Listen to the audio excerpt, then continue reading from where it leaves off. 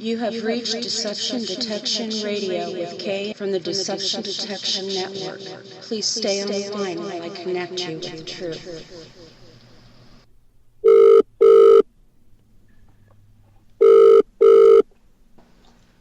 Hi everyone, welcome to Deception Detection. I'm Kay. I pray that you had a blessed week. Tonight's broadcast is part 2 of last week's exciting interview with author Gary Wayne, as he rejoins me to continue our discussion of his book, The Genesis 6 Conspiracy.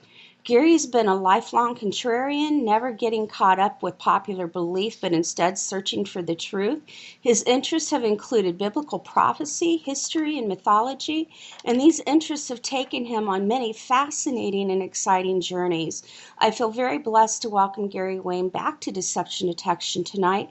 Welcome, Gary, and thank you so much for coming back this week. Well, thank you, and hello to you, and warm hello to everybody in the audience, and I hope we gave them some things to think about in the last show, and I'm sure we'll bring out a few things that may be of interest to them in this show. So I'm very much looking forward to carrying on the conversation, and I think it's going to be a good show. I do too, and I have to admit to you that I've had to listen to the broadcast that we did last week probably about 2 or 3 times because there was just so much information in it. And it was a lot to take in, and you just had so much that needed to be said and a lot to take in. And it was wonderful. Yeah, and again, I think people will find that the book is kind of set up that way as well. It starts at you in the first chapter, and it doesn't stop coming at you with information until the last chapter. And so to tell a story properly, that's why it has 98 chapters, so that everything is sort of laid out methodically, and that it'll keep coming up as the book progresses over and over and over and over, not in a redundant manner, but in a manner that you know how it relates to what was talked to before. So even though each chapter is a mini story, it's very relevant to what happens as the book progresses, and that's pretty much all of the chapters work that way. It's wonderful. Now I'd like to start tonight out with a prayer, and then we're going to get back into the Genesis 6 conspiracy. Okay? Are you ready, Gary? I am. All right. Dear Heavenly Father, thank you again for joining us all together and bringing us together to enlighten us on your word. Thank you for having Gary Wayne agree to return to the Deception Detection to share his knowledge of what he has learned and to enlighten us also, Lord, on your word that you want us to understand. Thank you for bringing the listeners. We want to just thank you for everything that you've done, Lord. And we ask you to please bless this broadcast tonight and put a hedge of protection around all of our listeners, around Gary and myself, that your word is able to get to us, to touch us, to inform us, and to make us stronger Christians, and to make sure that evil does not penetrate anywhere that will prevent that.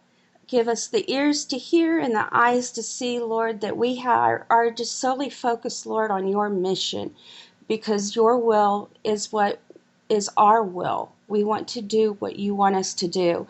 Please lead our broadcast tonight, and we are going to listen to you, Lord, and know that you are going to get us through tonight's broadcast with your words and what you need us to say.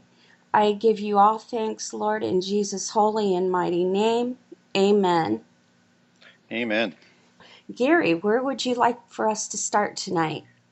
Well, I know we, on the last show, we were finishing up into this age and the end time that is likely not too far away as we look at all of the signs starting to assemble.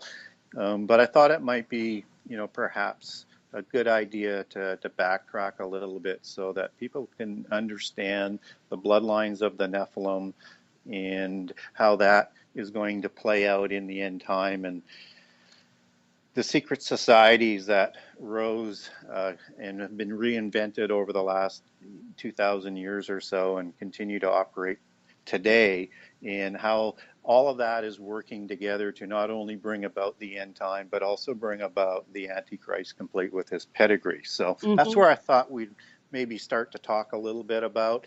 And as we talked a little bit, I believe in the last show where we talked about some of those ancient dynasties.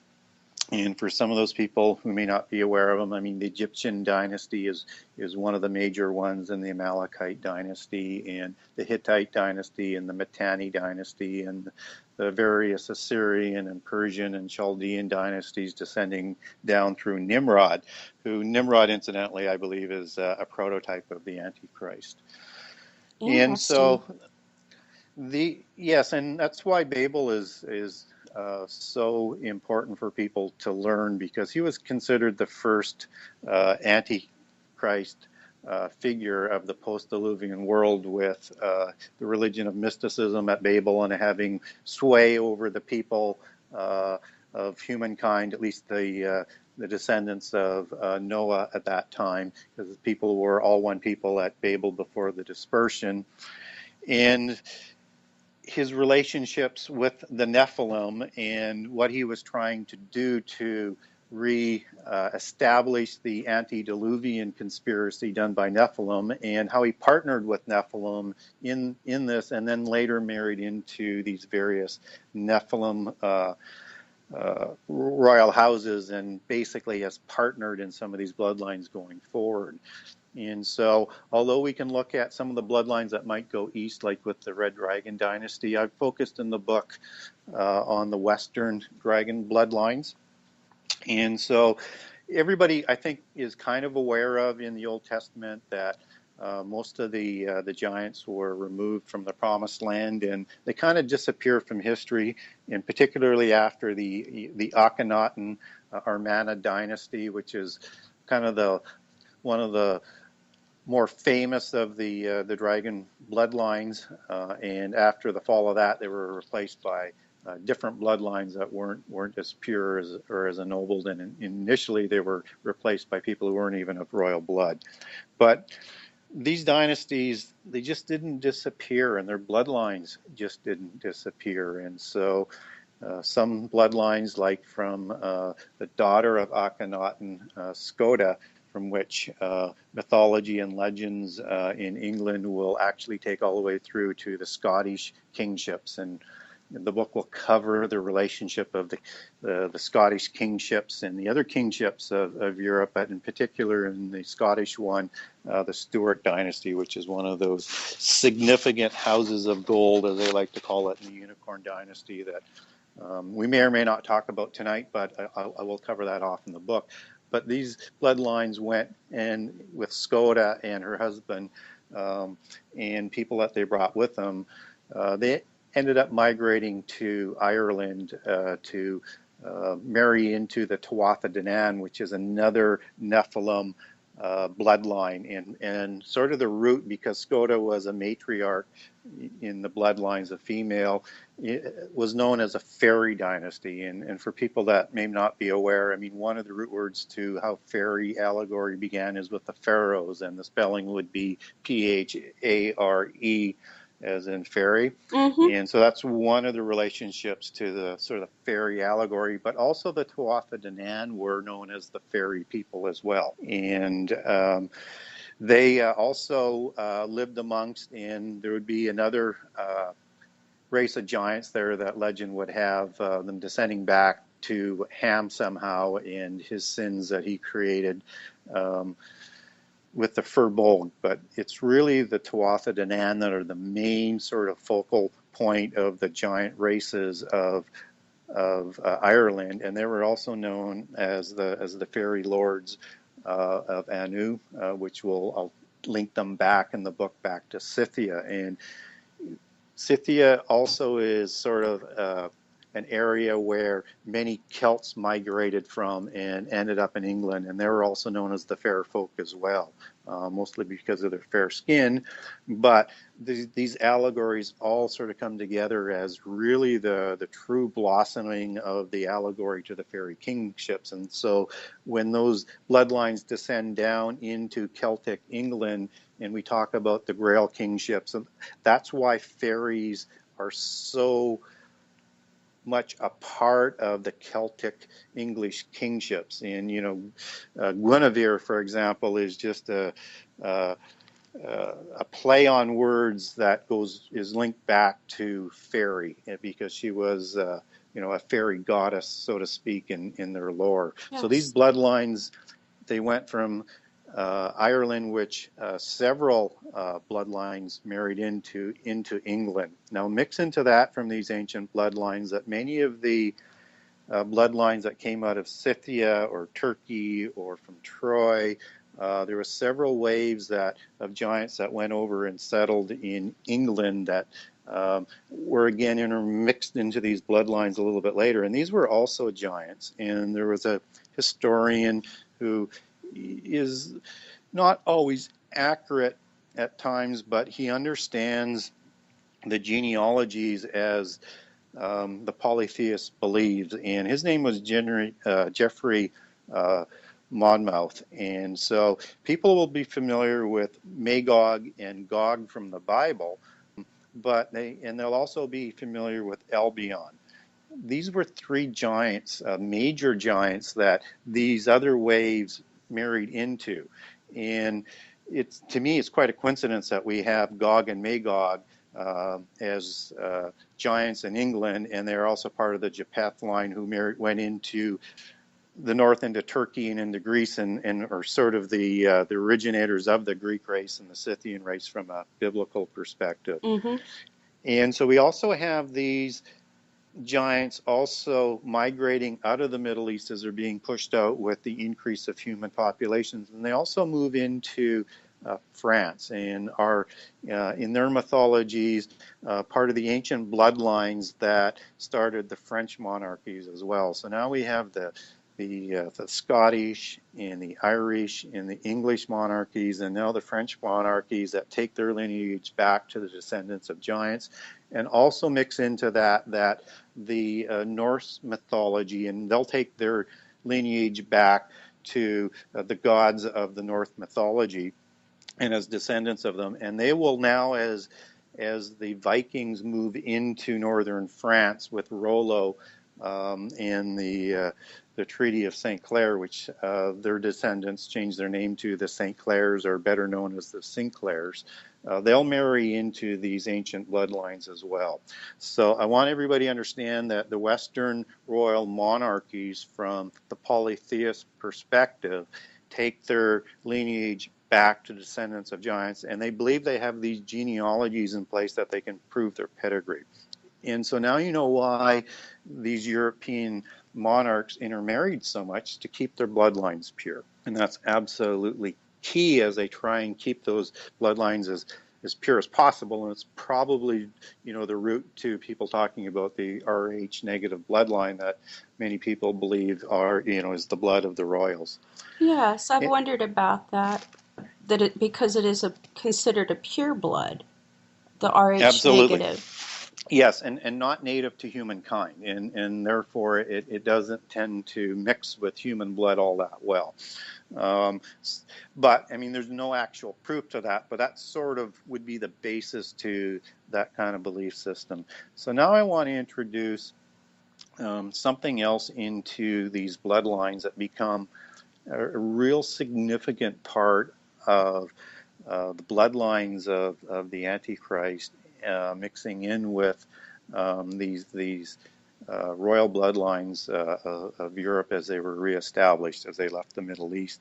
And this begins at about the time of the crucifixion with the Essenes. And most people believe that the Essenes were just one of three sects of Judea of that time. And most people from the Bible are familiar with the Pharisees and the Sadducees. But the Essenes were another significant sect, polytheist, mystical Jews, but still had priesthood members on the high priest council of Jerusalem, and obviously with descendants that would go back to Aaron. Well, this becomes a very significant part, and people want to see sort of a direct reference, and I'll make a few other ones where Jesus was likely referring to the Essenes and Paul was referring to the Essenes in the book.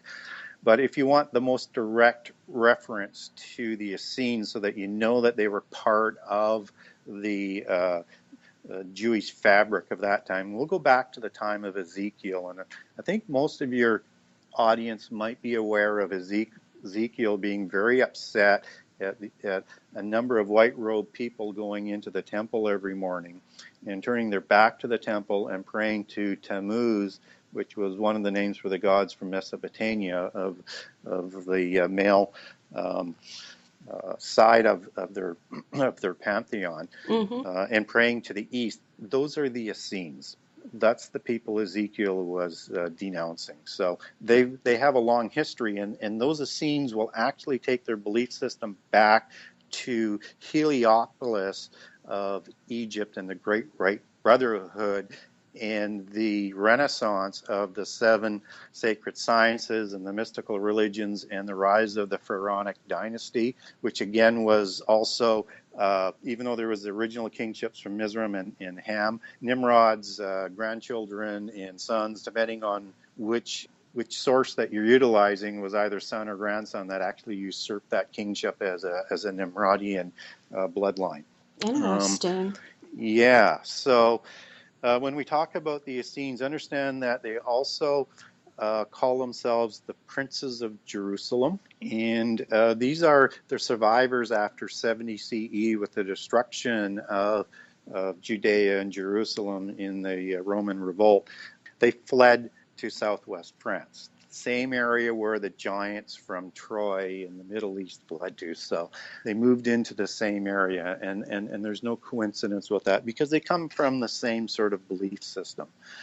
And the Essenes, not only do they take their belief system back to the Egyptian religion, and they'll have a belief, they have a belief that the religion of Judea, the Jewish religion, was actually perverted at some point because it's not the religion that Moses brought. And again, they'll make a case in their belief system that Moses was actually a mystical adept trained at Heliopolis, which he probably was, but I think it's clear from both biblical accounts and Quran accounts that he was a monotheist. And Yes. but they'll reinvent his history, and they'll come out with this in the end time. And so I'll cover that off in the book as well, but I'm just laying down a little bit of context in terms of how the Essenes are going to play. So they'll in twist what Moses really yes, was to be what they want him to they be. will.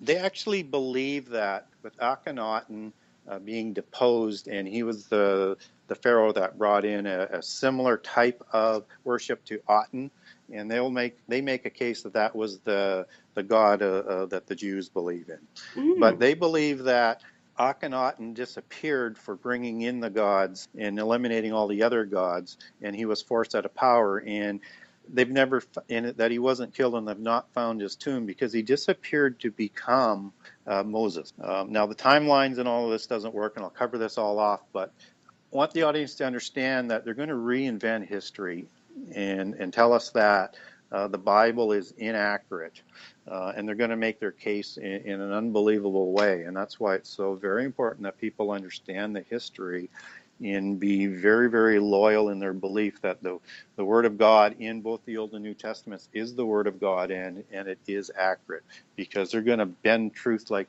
a pretzel in the end time. So now these princes of Jerusalem, they believe they have the bloodlines descending down from David and Solomon, and that Jesus was also an Essene. And they're going to make a case that Jesus did not, and this is the Gnostic belief, that Jesus did not die on the cross, that he survived to have progeny. So he had in their mythology that he had 3 sons, and from one of the sons, the bloodlines of Jesus and Mary Magdalene continues. And this is the bloodline, this is the Grail, as they will talk about, that was taken to England by Joseph of Arimathea. And they'll also make a case that Joseph of Arimathea was also an Essene. All inaccurate from what I believe, but this is talking from what they believe.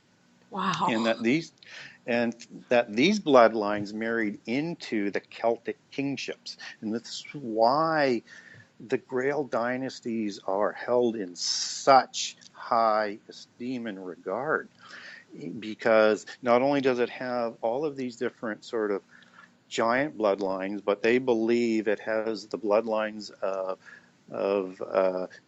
Josephus, which is the son that they believe Jesus and Mary produced, Mary Magdalene. And that married into the Grail kingships with these giant bloodlines. And so there was also a cross-pollination of these bloodlines into the Merovingian bloodline, which is why that bloodline has so much pedigree and is so much alive in history and is one of those very, very, very important sort of bloodline kingships. And certainly it became very important after the Saxons defeated the English and the Celtic kingships came to an end. So it was the surviving intermixing of these bloodlines from not only the giants, but also bloodlines that go back to Mary Magdalene and Jesus. And they'll also, in the Merovingian bloodlines, mix in the bloodlines from King Saul as well, in Benjamite inheritance bloodlines, because what's really important about these Benjamites and King Saul is that Joshua awarded Jerusalem to the Benjamites as their inheritance. Mm-hmm. And this will be a claim of the Antichrist in the end time, that he will be the king of Jerusalem by inheriting that portion from the Benjamite bloodlines that somehow descend back to Saul.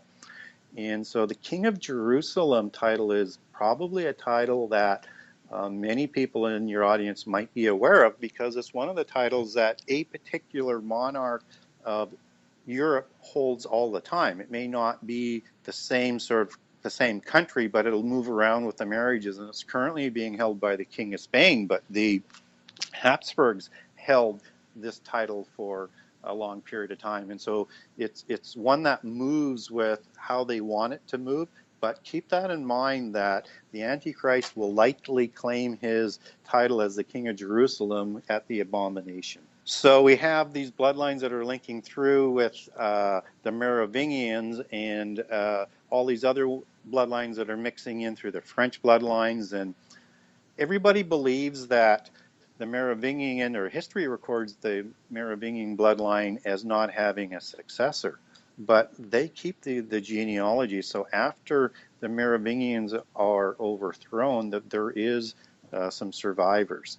And now I'm going to backtrack just a little bit here. So these princes of Jerusalem, they started a knight order that began with the builder sort of aspect of their religion, which is why Masonry is so important, and you start to see some relevance when you talk about building and Masonry and Freemasonry and the Masonic builder guilds. Mm-hmm. And so they believe they learned the knowledge to build the Templars from this older belief system that built all the ancient temples and things in the post-diluvian world, that actually was knowledge learned from the seven sacred sciences that go back into prehistory. And so this knight order was the Order of the Red Cross from the princes of Jerusalem. And this Order of the Red Cross gets reinvented or starts again at the time of Constantine. And so the survivors of the Merovingian bloodline they consider themselves Essenes, just as this Red Cross order is. And so this order now appears as a Red Cross order at the time of the Crusades, which becomes the Knights Templar. Okay. And again, history records the Knights Templars as humble monk knights that just sort of start this order, but these were not commoners. These were all of the bloodlines of a term that I'll now introduce called Rex Du. And so when we talk about how all of these things come together, keep in mind anything that says Grail bloodlines or Rex Du bloodlines, which Rex Du translates as the kings of God. This is specifically to the princes of Jerusalem bloodline. Anything that's got to do with ring lord or fairy or dragon, it is all the same allegory talking about the same story. So it's important to understand these names that sort of get bounced around. And so the Knights Templar, although they take on the guise of a Christian Roman Catholic order, they are distinctly polytheist. And they mix in with where their headquarters are, even though they've got so many locations, and they invent the banking system and fund all the monarchs of the time and become the most powerful military order of the time. They settle into the same area where the Essenes settle into, that this whole epicenter in Septimania, and all of the stories about, let's say, the Da Vinci Code and how they present the descendants of Jesus. This is all in the same area, what they have as an epicenter where they all sort of congregate. And so they are really the Gnostic religion that comes from the Manichaeans, and at the time of the Templars, it's a branch of this, and it's called the Cathars. In the Albigensian Crusade, that's another sister religion of the same belief system, and it's all working in this area of southwest France. And so out of the Knights Templar, they not only have political influence, they not only become the banking system, but they have a very inner core of a secret society that does not worship Jesus and God. In fact, part of what their secret rites do is actually spit on the cross. Oh. Yes, and I'll cover that off in the book, and they have their own charter and their own orders. And they believe they carry the secret, the Grail secret, the fairy secret, the dragon bloodlines. They are totally familiar with this whole system, and the knowledge that they have, they believe could actually bring down the Roman Catholic Church. And therefore, you have the Templars being disbanded at a point in time, 1308, as I recall. And you have the Inquisition. So the Roman Catholic is putting up is fighting back against this religion, because at that time, the time of the Inquisition and the time frame around when the Templars are being disassembled, this Cathar religion that goes back to the Manichaeans and the religion of Mithras in Rome, it's rivaling Catholicism at that time.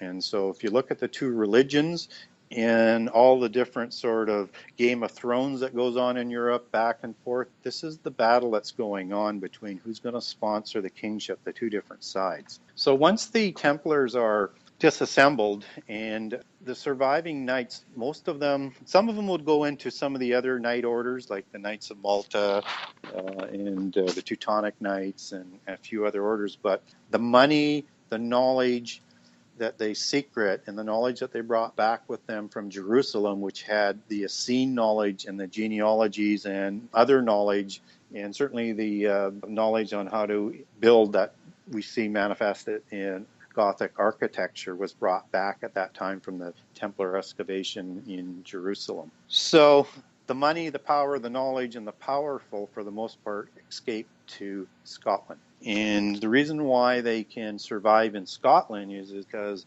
Robert the Bruce, who is just taken over as king there, he's actually been excommunicated by the Roman Church for killing his rival and taking over the throne. So Robert the Bruce accepts them, gives them protection, and they can start to reorganize from Scotland. And out of Scotland, the reorganization starts to reproduce what was missing from the Templars. Were they Templars at that time, though? When they were making their comeback, did they keep the Knights of Templar name, or was it a whole new order? Well, there's several orders that are going to get produced, but the allegories of the Templars are maintained in sort of a visual manner in the Rosicrucian order, which is, again, the Order of the Red Cross, right? Right. Okay, so that, and they are more powerful than Freemasonry, but they know in Scotland to make a very visible order with lodges and things that they're going to recreate this political aspect. They have to change the names. So the Freemasonry order actually comes from a few different sort of allegories coming together, and so one of them would be French Knights, which obviously probably wouldn't play that well, was one of the translations, but that sort of links back to their heritage. Another one would link Freemasonry back to the pharaohs in the allegory, and then the third one is, I'm stumbling on what that translation is right now, but they chose Freemasonry as opposed to French Masonry, simply because it's more acceptable. And now this organization it's protected and funded by the Bruce dynasty.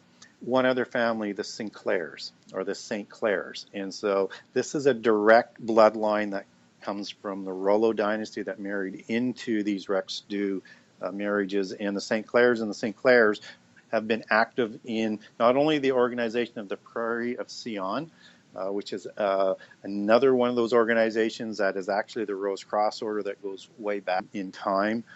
But they also had membership on the original one of the original knights of the founding of the Templars was a St. Clair. And just as the St. Clairs or the St. Clairs, depending on the French or the Scottish family, had leadership of the Order of Prior of Sion. And so the Prior of Sion is more focused on the French aspect and getting a descendant of Jesus, as they believe, on the French dynasty, whereas the Templars and other organizations, the Rosicrucians, have sort of a different role in terms of what they're trying to do to bring about world government. And so you need to understand that the Templars their dream was to bring about a one world government under one religion. And so within Freemasonry, that is their desire, is a one world government under one religion, their religion, which is the polytheist or the Gnostic religion. And people will recognize Gnosticism in the modern time as theosophy, which actually was sponsored and funded to get going by the Rosicrucians, and we know it today as New Age. But take it back this way, sort of tending back. New Age comes out of Theosophy. Theosophy comes out of Gnosticism and Manichaeism and all of these other. It's the same religion and the same belief system, and so you have all of this being mixed. And then Freemasonry also partners with an organization that started in Germany called the Illuminati, who is a lot more fanatical about the same thing. And so the Illuminati now become the inner core of Freemasonry. And so depending on whether you're in the York Rite or depending on whether or not you're in the Scottish Rite, they have different levels of initiation. And the Scottish Rite has 33 levels, which is why you hear the 33rd degree, because once you're there, you're an illuminated adept. Or in New York, right, it's 3. It's the same progress, it's just how they split it up. 3 levels or 33 different levels. There's just sub-levels in the 3 levels. But you are an adept when you're a 33rd degree Freemason. What exactly does that mean? I'm sorry to interrupt, but what does that mean? Well, that means you are fully illuminated with knowledge of what other humans don't have. And you may not have all of the knowledge, but you are an illuminated, enlightened, superior human being. And so they will be at the 33rd degree level. They will for sure learn several key secrets. The most important in terms of this discussion is who their true God is. And they believe their true God is Lucifer. And so below those levels of adept, they welcome people from all religions, saying as long as you have a religion, you're welcome. But then they're brainwashing and education, but only at the 33rd degree level will they get the sort of Luciferian indoctrination. Oh, that's amazing. I never knew that. Yes, and so the illuminated have these secrets. Now, so you have Freemasonry, you have the levels going up, and then at the apex of Freemasonry, you have the Illuminati, who they secretly worship Lucifer, but they're not the top of the apex. So from the Illuminati, depending on their bloodlines, and remember in Freemasonry, you have to be invited. So they're picking and choosing people, mostly the rich, but they're also trying to bring along bloodlines within these lower levels. So from the Illuminati, if they're deemed worthy enough and their bloodlines are deemed noble enough, those most worthy Illuminati will be drafted into the Rosicrucian order. So you start to see an apex of these organizations. And the Rosicrucians are not at the apex, but within the Rosicrucian orders, and you're now going to have some very, very pure bloods that are being represented by these bloodlines of the royal families that we've been talking about. And basically there are 13 families. So above the Rosicrucians, you're going to have the Council of 300, which is basically all representatives of the 13 families, and then you have the 13 families. So now when we talk about organizations like the Skull and Bones, or we talk about the Bilderbergers or the Club of Rome, they do fit into this hierarchy, but they are governed by the Rosicrucians and the Council of 300, but generally below the Rosicrucians. And so one of the more important organizations is the Club of Rome. And so what makes this organization so important? Well, they have the distinct commission to bring about world government specifically. If we go back into prehistory and we talk about Atlantis and the many civilizations of the prehistory, Atlantis had 10 empires, and they were considered the helm of world government in the antediluvian age. And if we look at what prophecy talks about, it talks about 10 empires in the end time. Yes. Well, the Club of Rome back in the late 60s and early 70s divided the world into 10 areas to develop world government from 10, you can call them trading blocks, spheres of influence, groups of countries, but the world is being, and you can see it assembling in the NAFTA organization or the European community, but the European community will likely split into two. You can see a Russian-dominated one as an example rising. You can see a Chinese one being dominated. You can see another Pacific Rim. You can see Central and South America coming together. You can see the African Union starting to come. You can see these empires rising, and they're behind organizing this. Now, they also came out with some interesting things that they were going to utilize to cattle herd people with issues that cross borders to form world government. And so when we talk about things that are in the news every day, let me just itemize some of their ideas to do it. Peak oil. And we've heard about that since the 70s, that we're running out of oil.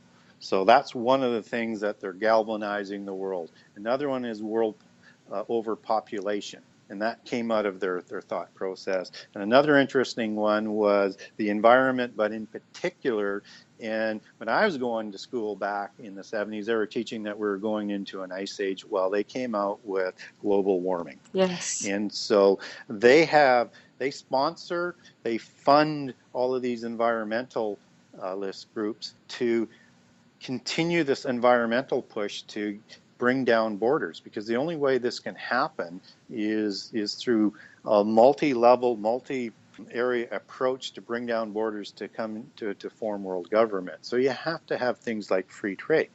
And of course, free trade was one of the more important aspects and successes of the Roman Empire. And of course, the end time is the Roman Empire rising from the ashes. So you can see, again, more of these sort of unconnected dots sort of coming back together.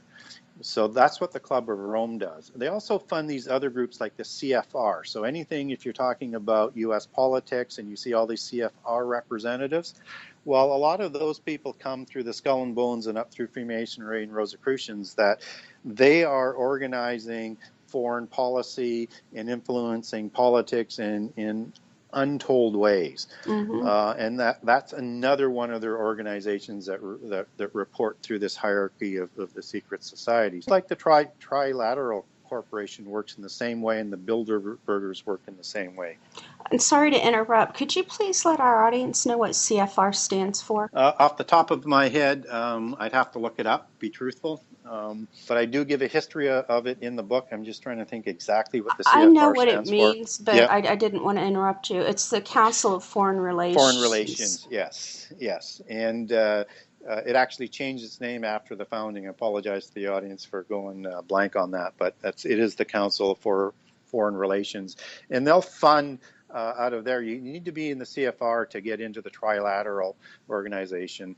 The Bilderbergers are a little bit different. Although the Bilderbergers will go back into the Bloodlines, they're really kind of dealing with new money and having the new money work with them in tandem and bringing them into the fold to help sort of bring things about. So now if we go back just a little bit, one of the things that they wanted to do was the political aspect that I talked about. Well, that's what all of these secret organizations were invented to bring about. The next one is how do they bring mystical religion about, and that's why the Rosicrucians were very active in creating theosophy, to give it a different name than Gnosticism, and to make it more appropriate to the times. And so that's the religion aspect that they're also bringing about. And mysticism will be the end time world religion. I know people today, a lot of people think that it's going to be Islam. Islam will be just one of the religions, just as a broken Christianity will be folded into this universal religion. And then the other aspect they had to replace, if people remember what I was talking about, the Templars were the first modern bankers, and their wealth was absolutely unbelievable, and they created transfer of funds and checking and credit facilities and so many modern things that the banking system works on today. They needed to replace that. And so they brought into the fold a family out of Germany called the Bauers, and they started to form banks. And so when they moved this family in the next generation or so that had moved to expand to England, they changed the name from Bauer to the Rothschilds. Oh. And so they were created to be the banking arm that was lost in the Templars. And so the Rothschilds are on records as well in believing that not only do they have these ennobled bloodlines, but they also go back to the Essenes. So you got to understand how all of these bloodlines come together and how all of these religions start to come together, and why it's a 6,000-year conspiracy. And so even though it's dominated by the Rex Du bloodlines and the modern polytheism that comes from Gnosticism, Manichaeism, and Paulicians, and all these other Bogomils that have come through the last 2,000 years, this is the religion of the Essenes, who were the polytheists that we talked that go back to Egypt. That's so huge. I mean, it's It almost is. incomprehensible. Well, and that's why it is, and I don't use this allegory inappropriately, I think, why I call it a Leviathan, because it has so many tentacles and so many heads, and so a dragon allegory would be perfect in terms of describing how broad and powerful and how far these organizations have penetrated into our society.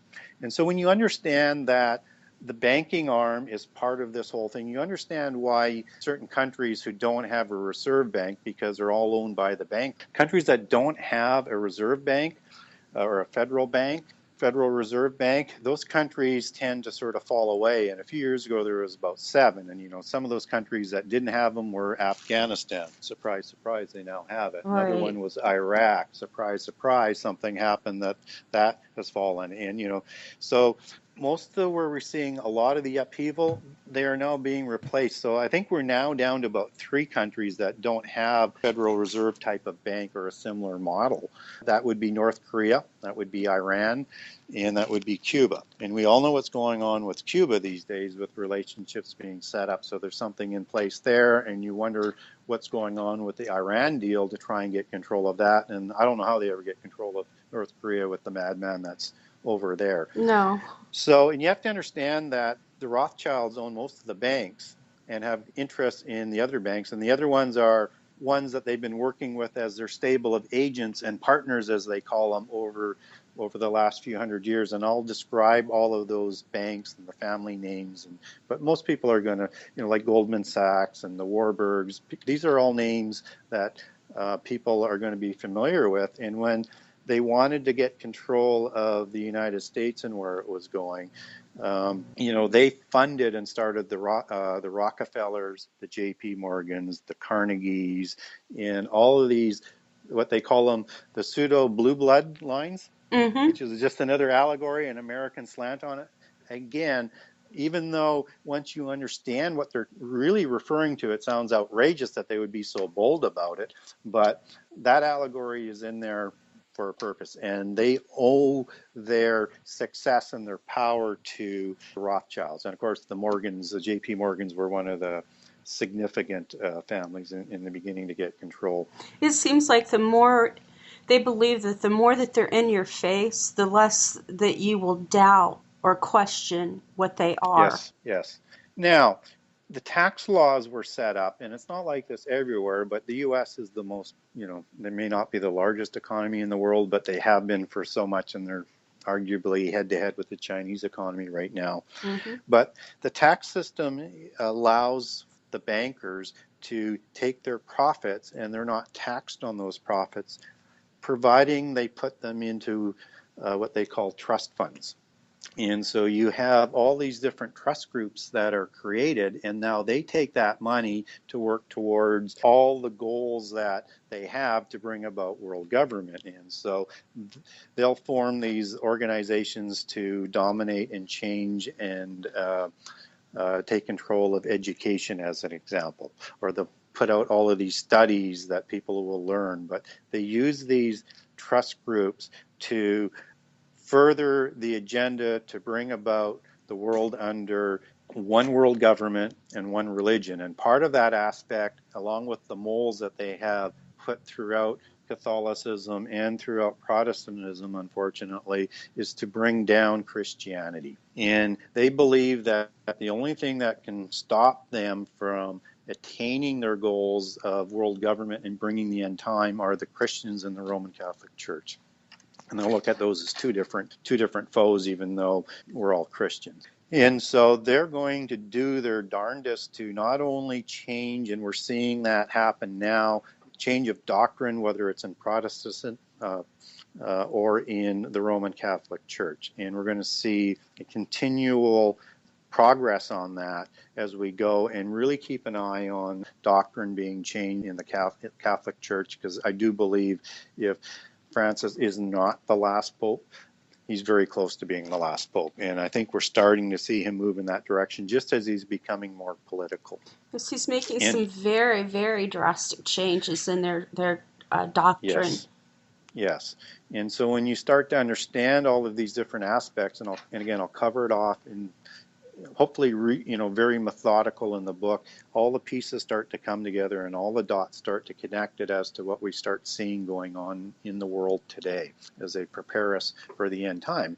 And you look what they're doing in schools today and in governments. They're basically trying to drive Christians out of both and drive their belief system underground. And just as science will accept any point of view as long as it's got nothing to do with what a Christian believes. They'll accept any other point of view. Well, I don't recall whether or not we covered this off in the last show or not. One of the organizations that the Rosicrucians and Freemasonries created in about 1660 or so, even though they were trying to put it together a little bit sooner, is an organization called the Royal College. Did we talk about this the last time, Kay? I don't believe so. Okay, well, let me talk a little bit about who the Royal not the Royal College, it's the Royal Society. Within the craft and within the organizations, they're also known as the Invisible College, which is a Rosicrucian term. So it's the Rosicrucians and Freemasonries, they created the Royal Society, which was the start of modern science as we know it, and is still the organization that all science and education pays homage to today. These were all anti-Christian and polytheists. They were known in the craft as the last of the sorcerers and the first of the scientists as they made this transition. And it's designed to bring down the Christian belief system. So when we find that science is anti-Christian and education is anti-Christian, they're just carrying out the belief system that they're centered in. Okay. Now, how does it fall in that with them being anti-Christian, but there is promotion right now of Islam in the schools? Mm-hmm. Is it like a replacement system? They don't consider Islam a threat, although it has a lot of population. They consider Christianity a threat. So the enemy of my enemy is my friend. True. Right? And so Islam has, not that the Quran will teach this, but they've set themselves up because they've been taken hostage by the religious organizations, and in a lot of cases very much extreme and or fascist on the far end of the Islamists, and they've been taken sort of aside. And if there's Muslims out there, they probably don't want me to talk about it this way, but they don't follow the beliefs of the Quran. They interpret the Quran through man-made doctrines, which are the hadiths. Mm-hmm. And so when you hear like the Mahdi, the Islamic Messiah, probably one of the false messiahs prophesied for the end time in the New Testament, that comes out of the Hadith system. The Sharia law thing comes from the Hadith and how you implement. So it's really a twisting and changing of the doctrine of what the Quran says. So when you hear that people talk about, the Quran, it doesn't have hate in it, it's Yes. essentially true. But it's been hijacked. That's the problem. I don't relieve Muslims for not standing up and putting down what's taken over their religion and taking responsibility, because I won't let them off the hook for that. But understand it's that side of it that has taken over. And again, a lot of this is dominated by mysticism. Okay. I Okay? understand. Yeah, that makes sense. And mysticism has been influencing Muslim, even though it doesn't appear so, that they appear to be a monotheistic, a one God religion. What they're doing is the doctrines of mysticism. And this is, again, one of the telltale signs of what these groups do. So just as the Templars worshipped, or seemed on the outside surface, worshipped as a Catholic organization and God and Jesus, at the core, they're a polytheistic religion, and that's where the name Baphomet comes from, which was back to Lucifer and Azazel, depending on which part of the belief system that you want to take that back to. And just as Freemasonry has this outer sort of friendly, good work organization, but at the core it's a Luciferian organization. And this model was exported to Europe by the Templars from the Assassins, which was part of the Sufis, which was the mystical part of Islam at that time. And that whole type of organization was exported back, where they believe in multiple gods at the core, but on this sort of outer surface, they believe in monotheism. So again, it's the same type of organization and a manipulation that's been going on. Mm. Again, it runs very deep and very many tentacles. Yeah, and so people can understand why the book is fairly large, because to lay this out in a way that makes sense and follow people through, it will make sense as the book unfolds, but it'll all be explained, I guarantee, very well in the book. Yeah, I believe that, the way I've seen it and the way the chapters are laid out. It's amazing how you did that. Yeah. So what they're trying to do, and here comes some more of the allegories, is and this will go back to the time of the creation of the Royal College and Bacon. And so the Royal College was based on Sir Francis Bacon's book, The New Atlantis. And again, that's not a coincidence, because the New Atlantis is a new world under one world government that has one religion that works in partnership with science. And so when we talk about the New Atlantis, we're talking about their new age, their new millennium. And it's about bringing about the prehistory world in the age of Atlantis, where the Nephilim ruled and the dark angels were their partners, and mystical religion dominated the world, and they want to create this new sort of golden age that they believe was before things went terribly wrong in the pre-world. And of course that was destroyed by the first apocalypse of water, the flood. But they want to create a new age. And I'll bring in this whole new age thing in the book as well, and give people an understanding that we are in the age of Aquarius, the age that they believe that this will all come about. So their timetable and what's going to happen in the end time in their belief system is very, very similar to what Bible prophecy talks about. The key difference is it's from a polytheist and Luciferian perspective. And so that's why Bible prophecy matches up so well with what I research coming from all these different other organizations and religions. And it's telling the same story. And what's unique about it is, and your readers may not be aware of this, is that they don't believe Lucifer is a fallen angel. Yeah, I've heard They that. I've heard people say that. Yes, they believe that Lucifer has been maligned by Judaism and the ancient Hebrews and then by Christianity, and that he is actually an equal to God. And they have a good evil, a dualist religion, and they believe not only is our God powerful, but not more powerful than their God.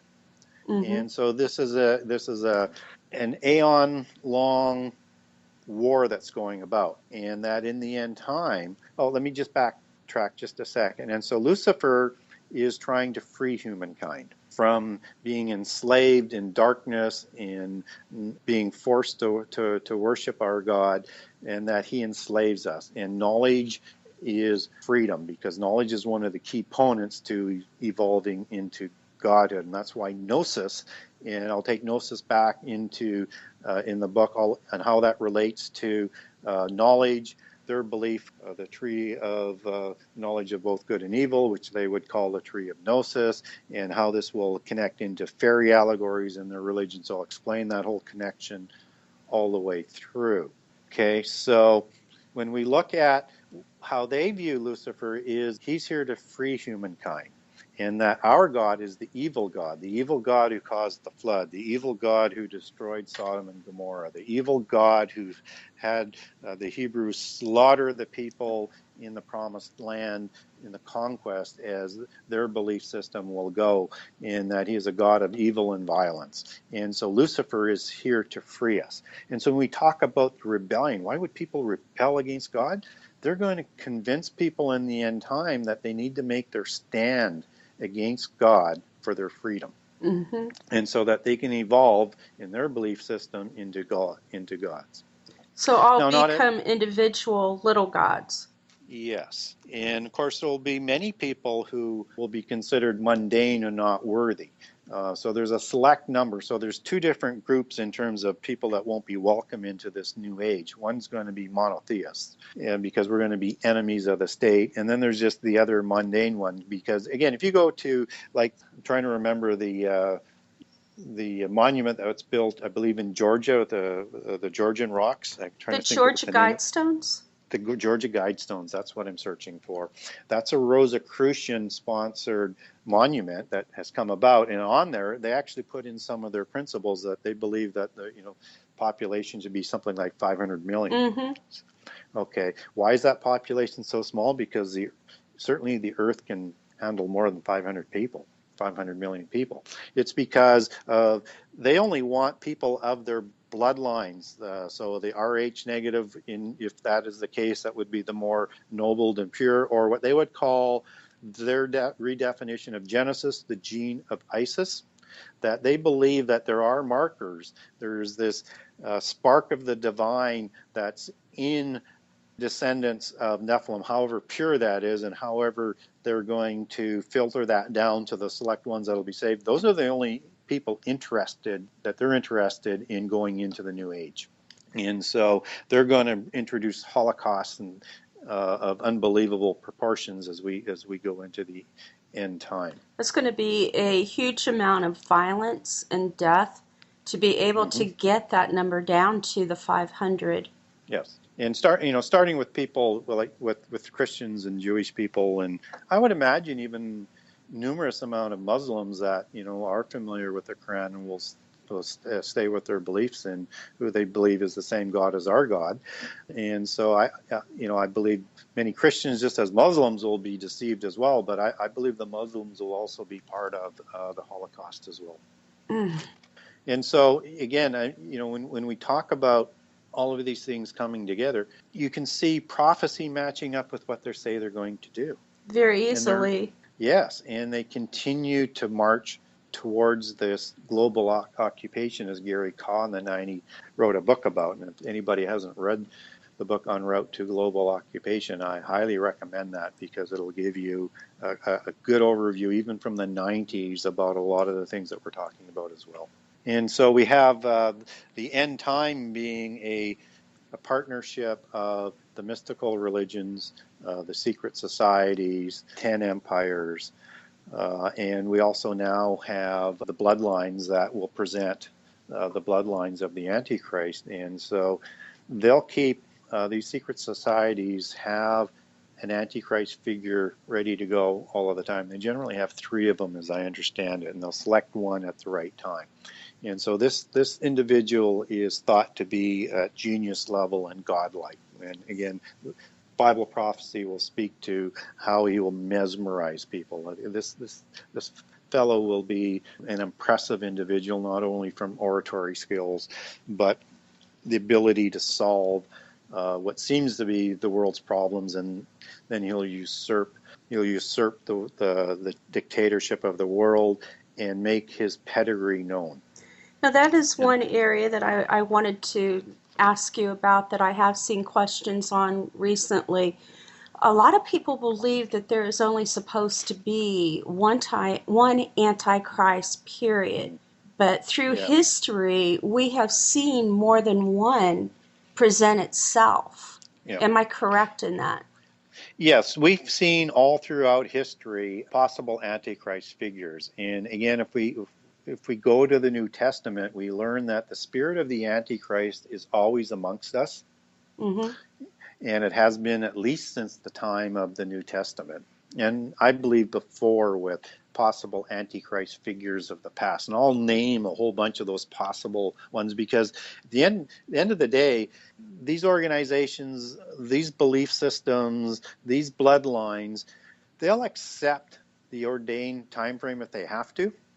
Mm-hmm. But if they could bring about the Antichrist at a different time, they would do so. And that's why the restrainer is here, and it won't happen until the restrainer is removed. And that's how we know it'll happen at the ordained times of the end time. And that's why they have so many.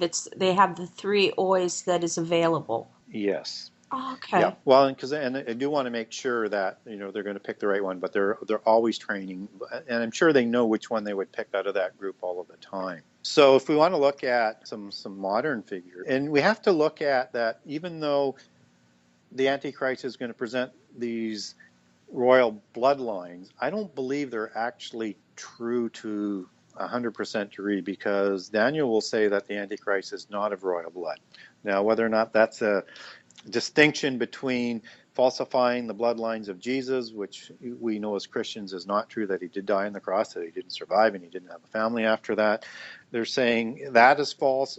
The Antichrist will declare he does have Davidic and Jesus bloodlines and Nephilim bloodlines. So it may be that the Bible is just referring to, it's not the Messiah bloodlines that he's going to claim, but he'll have the dragon Messiah bloodlines from the Nephilim. I'll give a couple examples of, and understand that the Antichrist is going to usurp power illegally. Like, he's going to do a coup d'etat. He's going to overthrow 3 of the 10 empires with the help of the other 7, and he's going to destroy the universal religion, the Babylon religion, at the midpoint as well. So even though Babylon makes it possible for a world government and it needs to come first, it will promote the rising Antichrist. Once he does take power, he'll get rid of Babylon.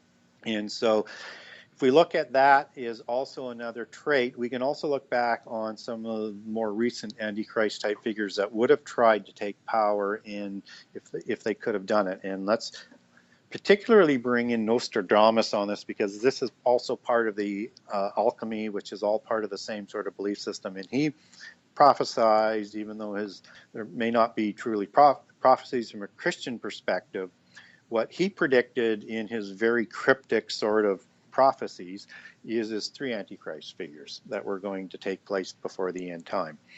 First one, as they believe, and as you can see on all the shows on Nostradamus, whether it's the History Channel or whatever, the first one was Napoleon. Yes. So let's look at Napoleon. And so we had the French Revolution, which was sponsored by the secret societies, and I'll cover that off in the book.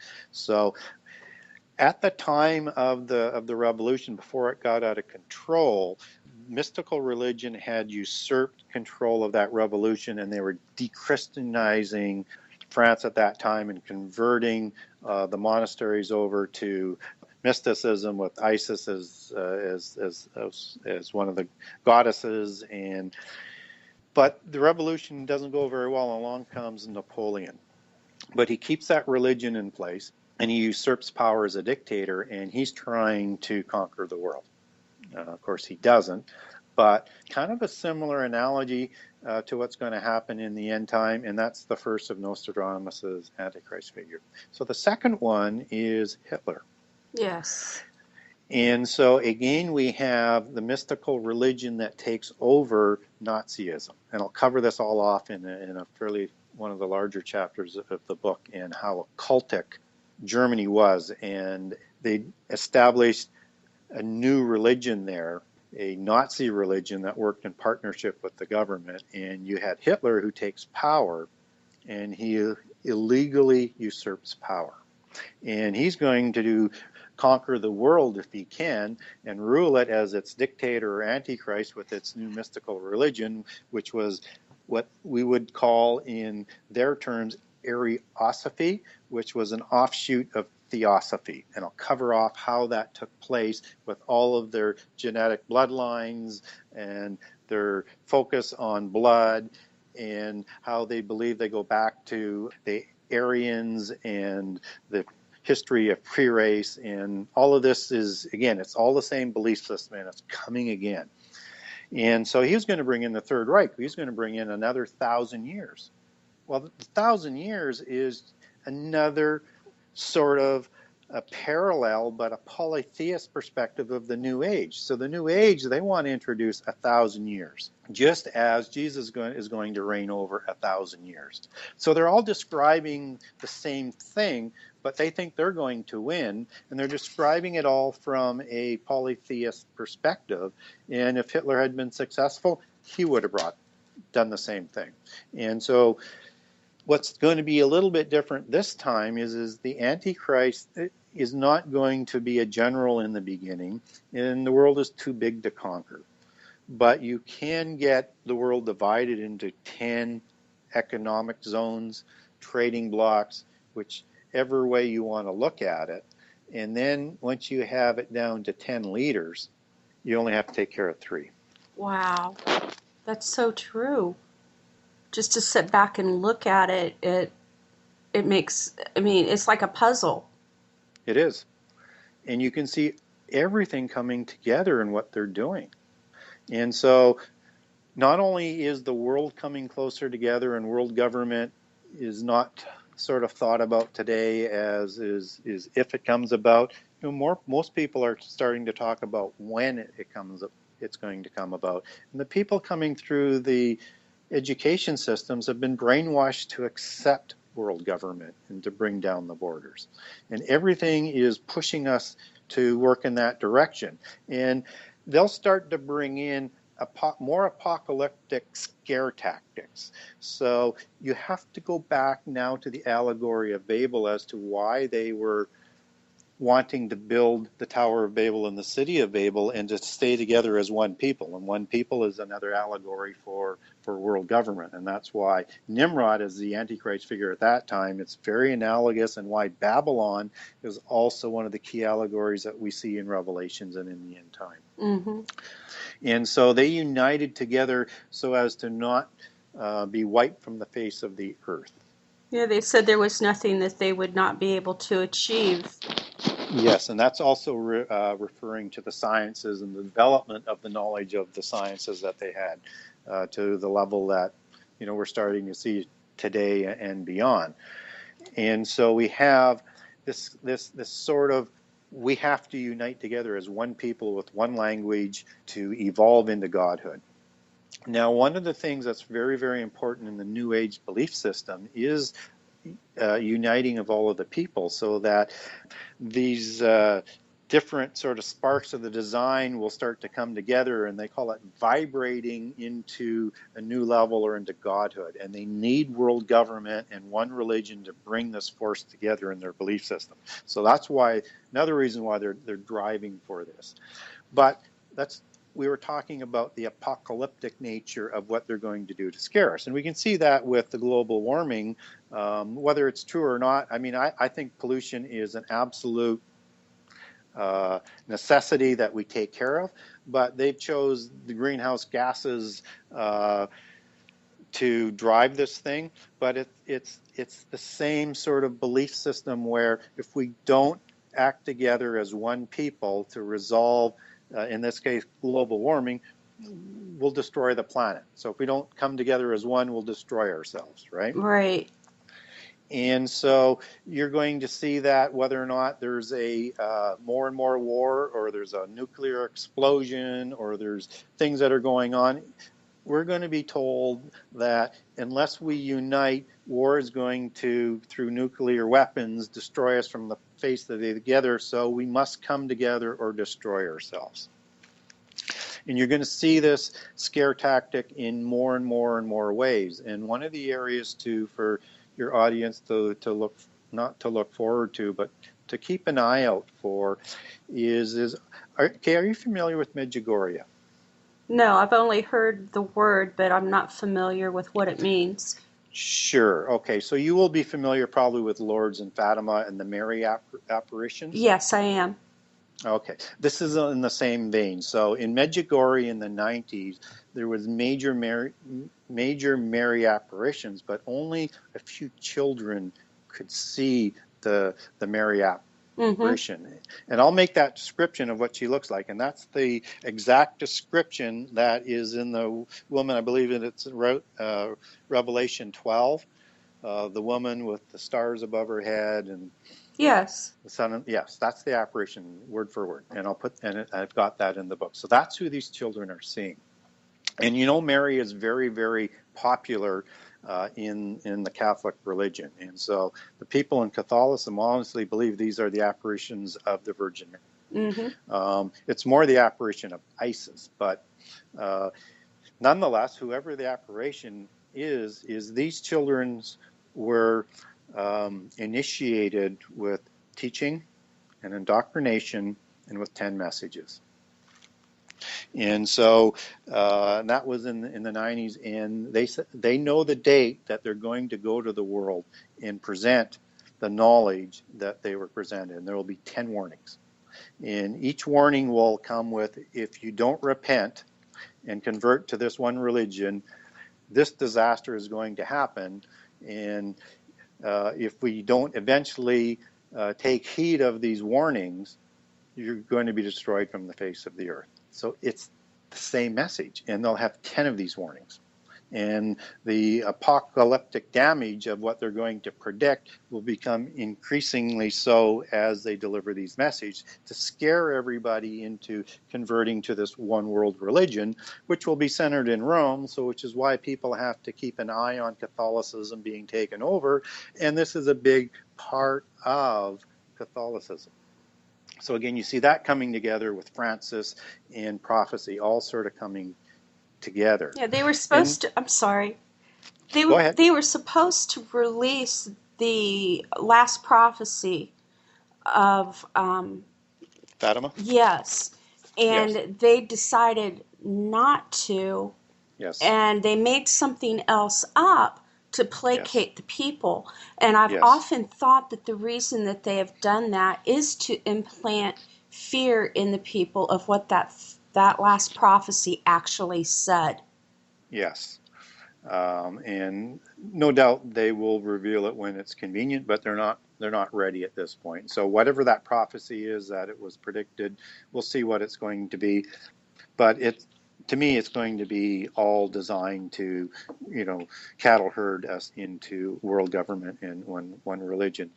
And if you look at, when I talk a lot about entertainment, so let's bring in the alien sort of aspect of this. And I believe the alien mythology and mythos is going to be part of the end time in terms of the deception and the delusion.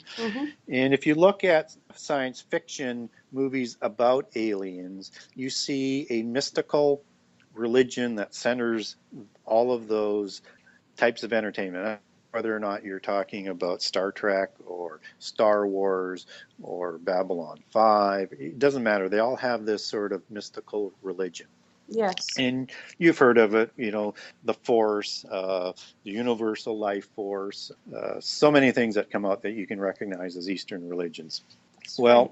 One of the things that happens in most of these science fiction narratives or stories or sequels is that at some point in time, because of the recognition that we're not alone in the universe, that is one of the catalysts that drives the world together to work together as one government. Because if we don't unite, either the aliens are going to wipe us out or guarantee us knowledge and they're going to help us evolve. All of that is part of the delusion. But again, you start to connect. It's designed to create one government.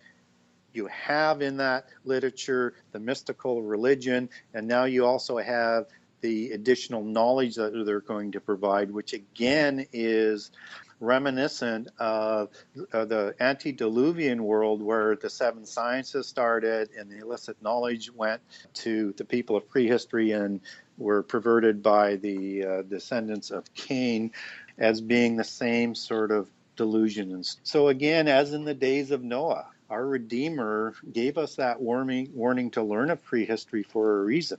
And so not only will we see these types of things that happened to Noah, we should anticipate that the fallen angels who are locked away in the abyss for violating the laws of creation to create the Nephilim, they're going to be released in the end time, just as it says in Revelation.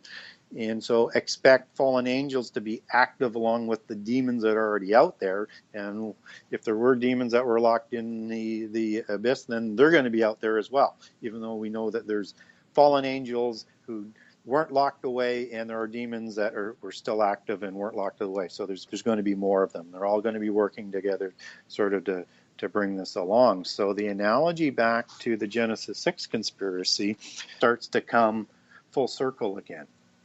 And so it's going to be very, very similar in that aspect. And then again, when we look at some of the very odd prophecies in the Old and the New Testament, where whether it's in Daniel or in Revelation, where we see this war reaching into the heavens, and that the Antichrist would want to make his throne up in heaven.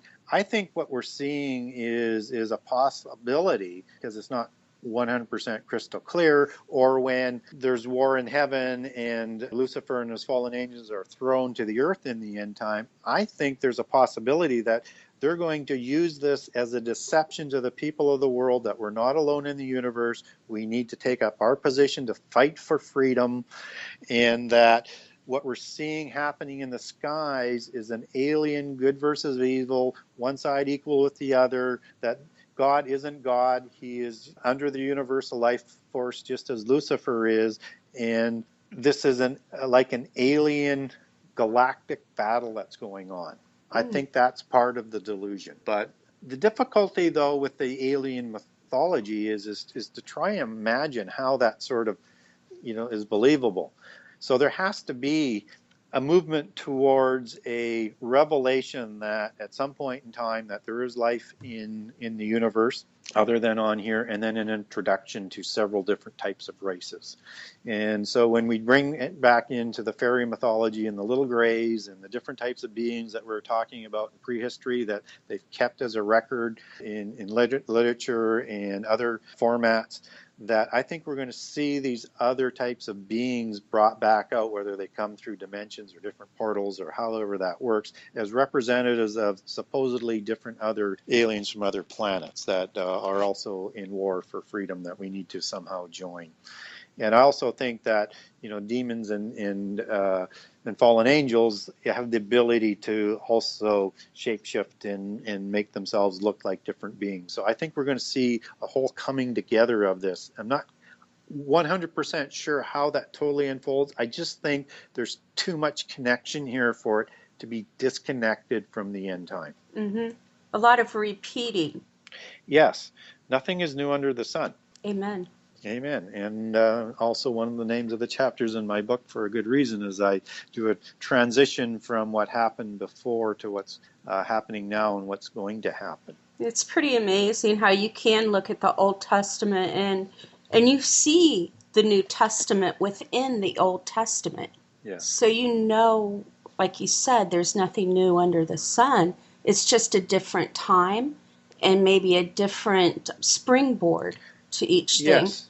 And, when we look at Jesus' message, we get a couple different flavors as to how it's going to be like in the days of Noah. And so Matthew refers specifically to the days of Noah, and people were carrying on like nothing was going to affect them or change till, the time of the flood. Mm-hmm. But I believe in Luke's rendition, and I'll cover this off in the book, for some reason he connects that to Sodom and Gomorrah.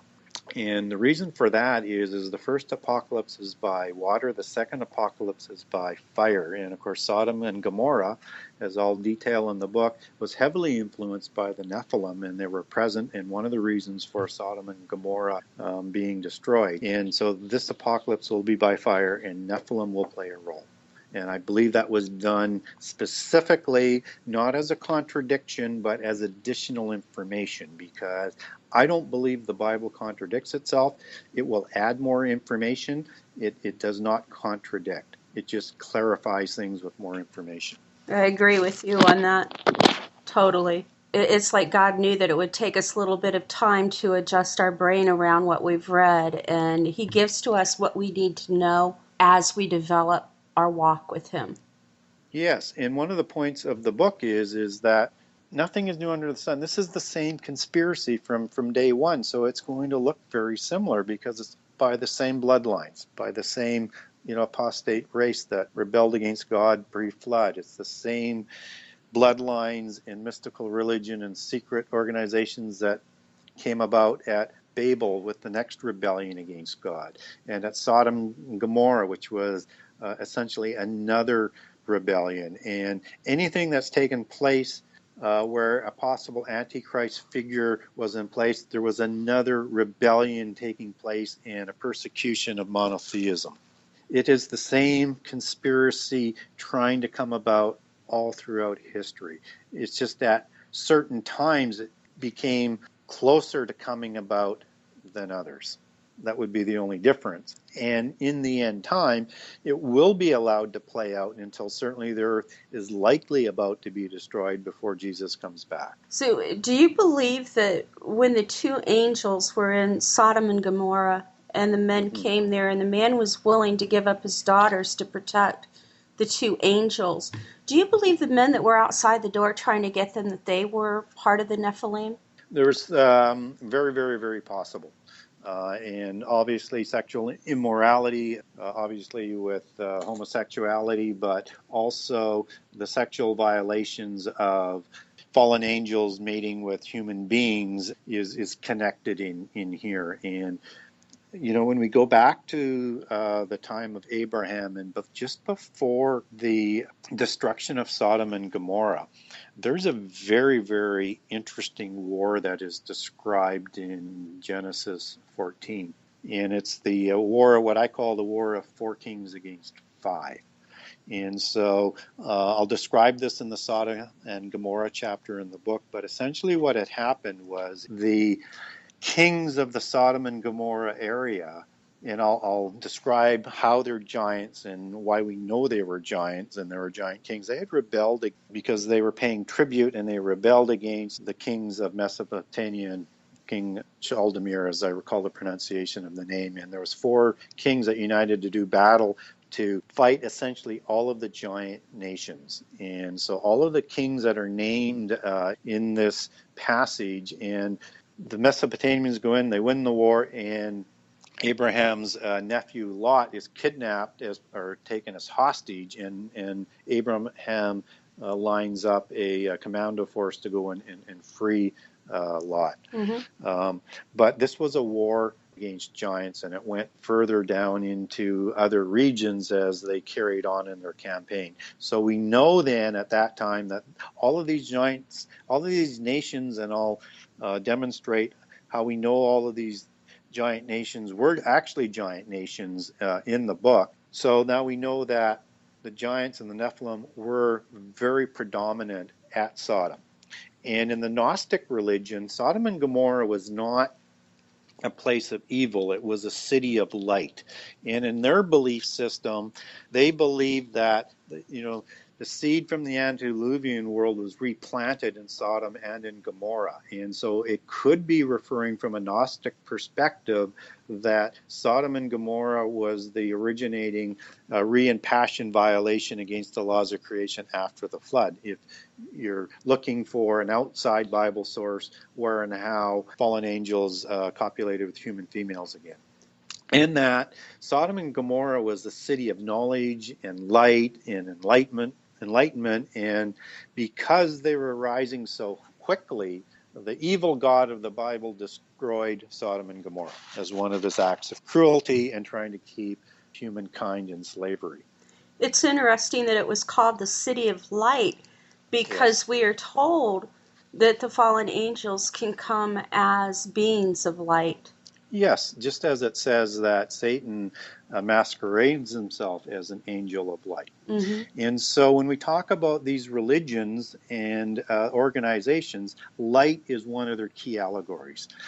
And so they believe they are the children of light, the brothers of light, the sons of light. And so the sons of Zadok is also an Essene term for the sons of righteousness and the sons of light. And so this whole light aspect is part of this religion, that they believe they are the religion of light. And light is another allegory for them for knowledge and for gnosis, which is also part of the religion. And so you have to look at Gnosticism and gnosis. They stem from the same root word. Mm-hmm. And they have all of these allegories that connect Lucifer back to being an agent of light. And if you look at bringing fire to the Greeks, and that's Prometheus, and that's a story again of Lucifer bringing illegal information to humankind. That's one of the allegories that they'll use. And of course, fire and light, they're very, very synonymous. And so they run very, very consistent in their allegories and their belief system. And so they will believe they are the people of light, and they are the fallen angels that come back will be acting as angels of light, just as Lucifer will try and present himself as an angel of light. I think it's very interesting too that speaking with the angels of light and with the word Illuminati and the Illuminists, Yes, that it all started back then. Yes, absolutely. And again, illumination is just another play on light. Mm-hmm. Right? They're enlightened with knowledge. So you see those two sort of meanings coming back together.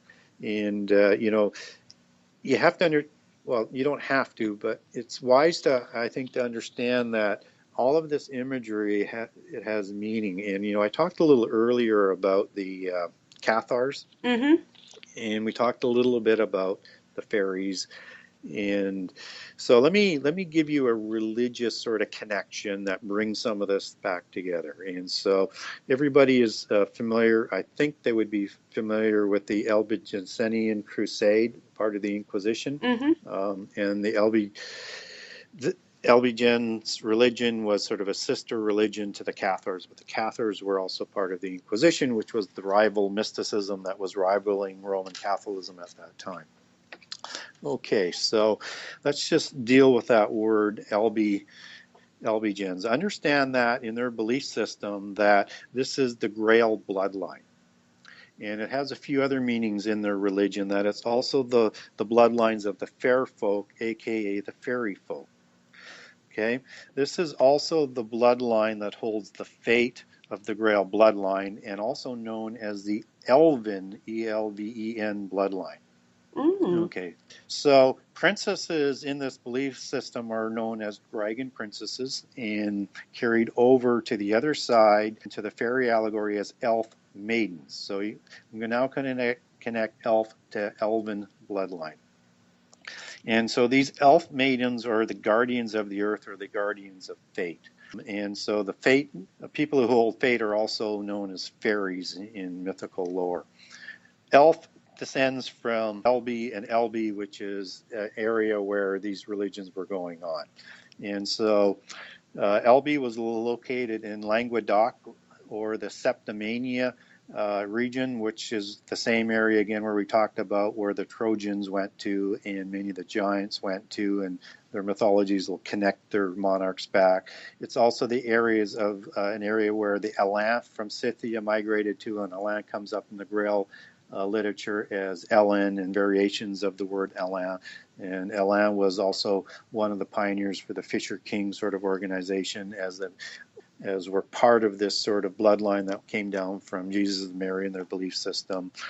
And so the fairies are also known as the Shining Ones, aka Nephilim, because as you'll recall from the last show, that the ancient Nephilim were known as the Shining Ones because their eyes glowed. But the fairies are known as the Shining Ones of the Cathar Elven race.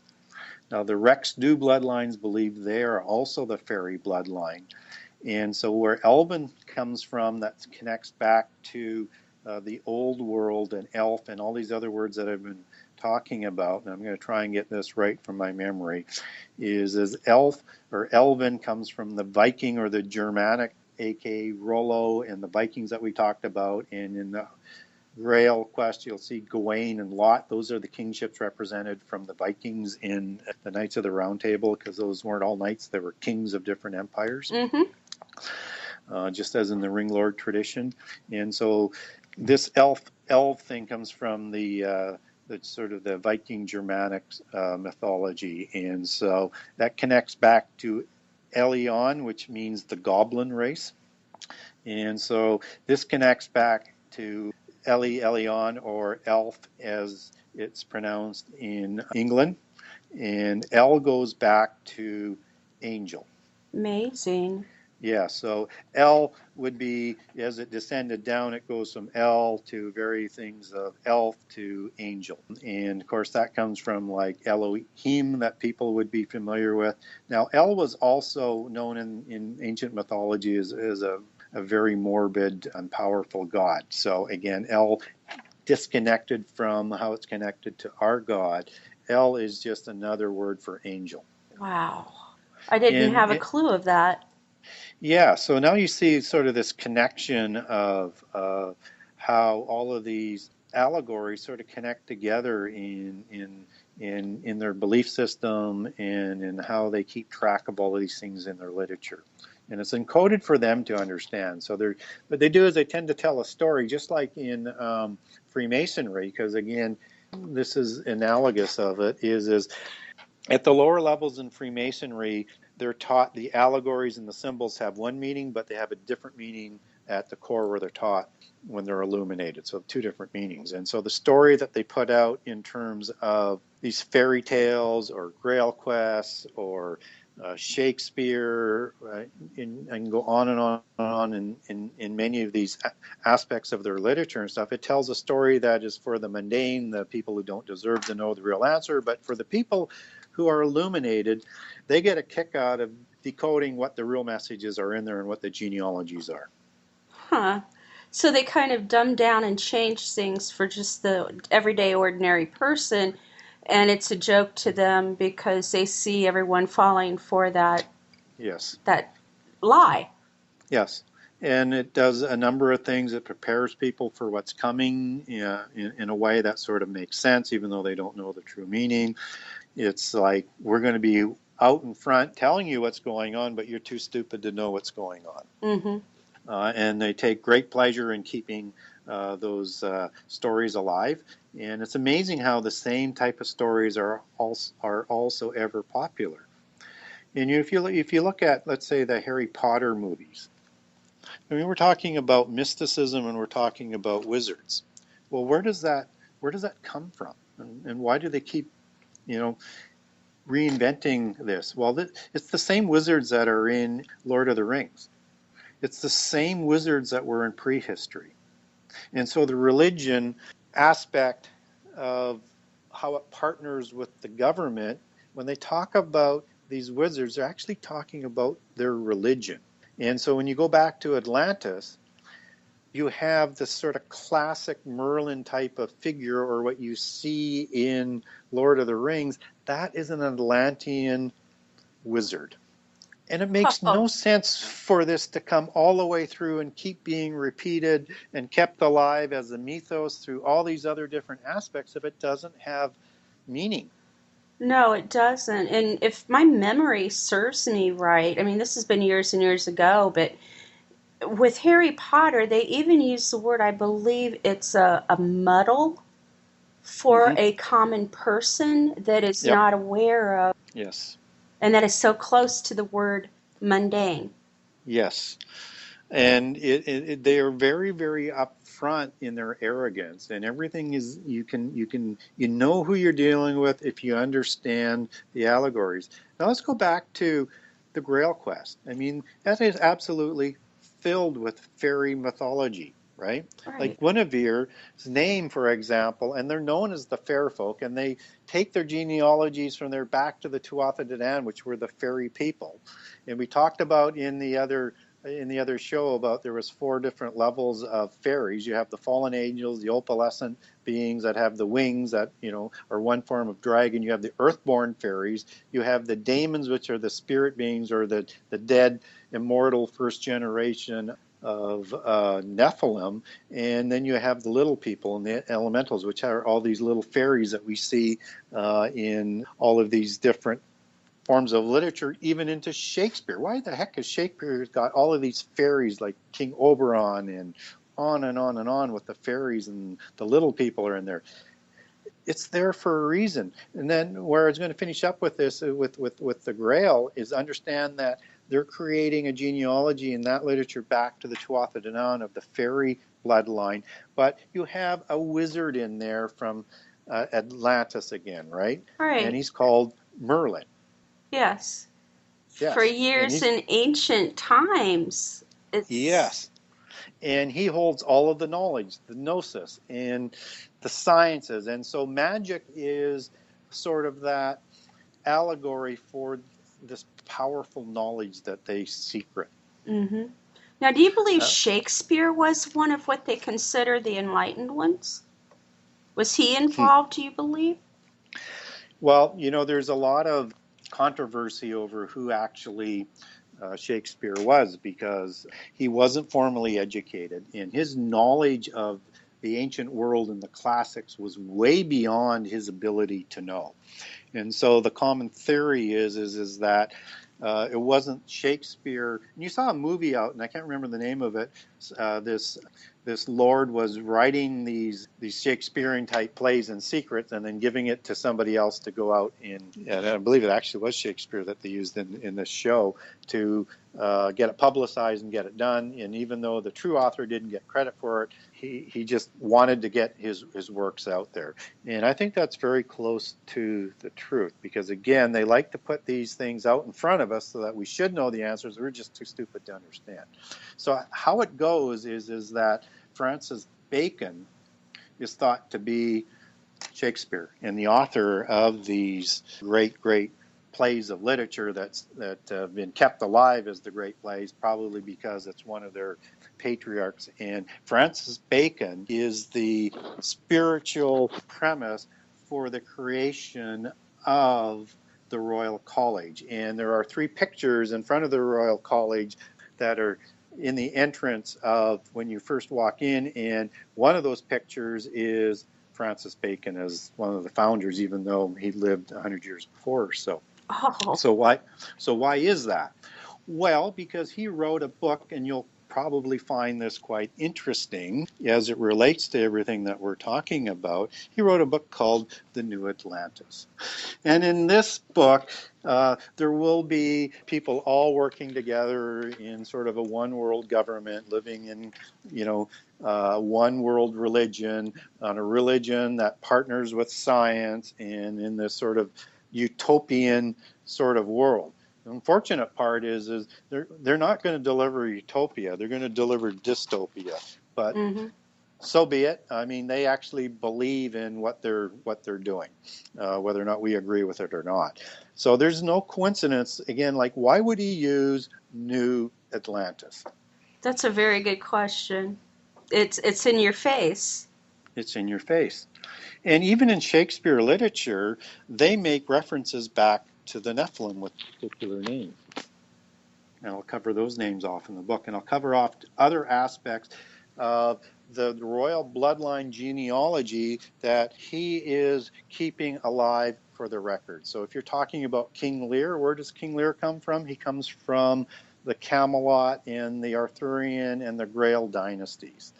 And if you're talking about any of the other kingships that he's talking about, it's telling a story, but it's also telling us that these are important people of that particular genealogy. And so the people that they don't tend to be all that friendly with are the kings that they would be opposing. And so, you wonder why the Tudor kingship wasn't looked upon fondly, and Shakespeare will write about the seizing of and the fall of the Plantagenet dynasty to the House of Tudor.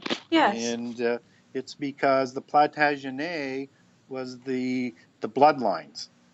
It was the pure bloodlines that go back to the Merovingians and back the bloodlines of the Grail, and the Tudors were not. And so that's why they are maligned. And then that dynasty ends with the Stuarts coming back to take power when Elizabeth doesn't have any offspring.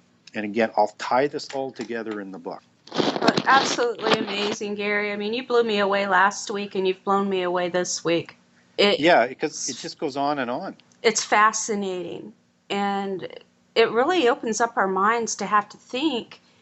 And to me, when you're talking, I'm actually seeing images in my head and being able to put things with other information. And it is making a continual line now instead of having those little broken pieces that I didn't understand. And I will connect more dots than most people would think possible. And whether or not at the end of the day somebody 100% totally agrees or not, it's really difficult to dismiss how all of these different organizations and religions and bloodlines continue to work together, the consistency of the message, and how it always opposes the descendants of Seth and the descendants of Noah and the Israelites and the Christians.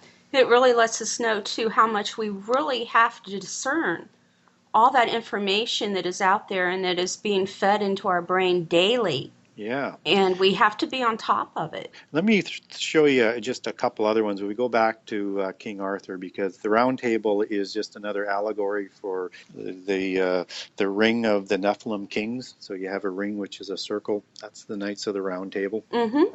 And I talked about a couple of kings from the Nordic bloodline, and we talked about the fairies and where the Elven comes from the Nordic aspect. Well, two kings that came from the Nordic kingships that were part of and equals with King Arthur were Gawain and Lancelot. And what's interesting about Lancelot's name is part of it comes from the land of Lot, which is in southern France, from the same area that we were talking about before, where we have this epicenter of this mysticism and gathering of all these different peoples. Lot is also from Lot in Norway, and Lot also goes back to Sodom and Gomorrah. And you'll look at other aspects of names that are encoded that will go back to Nephilim, will be like Hebron, will be all part of sort of this Celtic Greek mythology. And so when you see names like Braun and Bran in those genealogies, and I'm not sure people are familiar with Branwen and Bran and all the different variations of Braun, that is a form of Hebron. And in case people aren't aware of it, the ancient name for Hebron is Kiriath Arba. Now, what's significant about that is Arba in the Old Testament is the father of the Anak, and Kiriath Arba was known as the capital of the giants in the Middle East of that time. Wow. And so when we talk about Lot and Sodom, Gomorrah, and Nephilim, again, you see these things being encrypted that are sending messages that are there for a reason. If you look at Robin Hood and the merry men, so in their mythology, all the different merry men represent different sort of peoples and bloodlines. Now, if you look at the allegory that's going on there, Robin Hood and Maid Marian, coincidentally, is very close to Mary, is the separation of those two, as they had to separate after in their belief system. And they try and become husband and wife, but they're constantly being pulled away. And if you look at the English throne and the Sheriff of Nottingham, that's the allegory of Roman Catholicism punishing mysticism, as in the Inquisitions or the Inquisitions against the Manichaeans and the various sort of wars that have gone on between these two belief systems over the last 2,000 years. Everything is encoded with what they believe. With what they believe, and they don't want us to know. Yeah, but yet it's out there for us to see if we want to recognize it. And so, you know what, one of the main messages that I think the book, I'm trying to portray in the book as I'm trying to tell a story, is that if you understand the allegories of their language and the imagery, you'll understand what's going on so much better, and you'll see what's going on. And it doesn't matter what it is. They are very, very out front in terms of their imagery and their allegory. And, you know, if you look at Lucent Technologies, that, you know, is no longer, because they were bought by a French company, but they were moving along in the 90s and the 2000s to develop the Mondex cashless society system that's based on putting a chip in your hand and your forehead. Well, Lucent Technologies is just another sort of variation on the word Lucifer. Yes. And their address was 666 on whatever street it was in New York or in Manhattan. Why doesn't that surprise me? No, and they're that flagrant about things, but people don't notice. No, they don't. And if I remember correctly, I believe that the United Nations is located here. Is also their address is 666. Yeah, I haven't really looked at that, so maybe I've been paying attention on that one. It's just blatant. So much of it. Yes, yeah. It's everywhere. It's so much to take in. Yeah, and I know we kind of jumped all around, but what I was trying to do tonight was present how all of this sort of imagery and this ancient information is being funneled into setting the world up for the end time. And so I believe the Antichrist will be presented from a member of one of the 13 families. I do believe we're going to have the religion of Babel in prehistory, which is mysticism.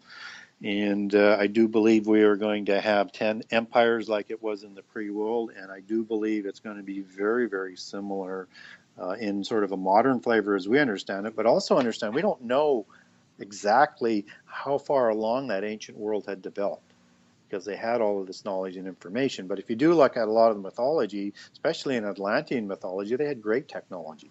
Yes, they did. I've read that back in time, they've even been able to locate a primitive computer.